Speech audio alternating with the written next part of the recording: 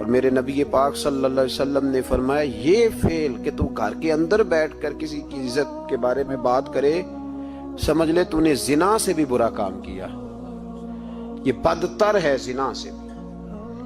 یہ جو زیادتی اور ظلم ہے نا میرے بھائی، اس کو اسلام نے اس قدر زیادہ ناپسند کیا، اور اس پر اسلام نے اس قدر زیادہ احکامات بیان کیے۔ میرے نبی کریم صلی اللہ علیہ وسلم نے فرمایا قیامت کے دن اللہ مظلوم کے ساتھ ہوگا۔ اللہ کس کے ساتھ ہوگا؟ قیامت کے دن اللہ مظلوم کے ساتھ ہوگا۔ اور یہ لفظ ہیں حدیث مبارکہ میں ابن حجر علیہ رحمہ نے لکھے، اللہ قیامت کے دن مظلوم کے ساتھ ہوگا۔ اور اگلے لفظ سنو گے تو حیران رہ جاؤ گے، فرمایا اللہ قیامت کے دن مظلوم کے ساتھ ہوگا اگرچہ وہ مظلوم کافر ہی کیوں نہ ہو۔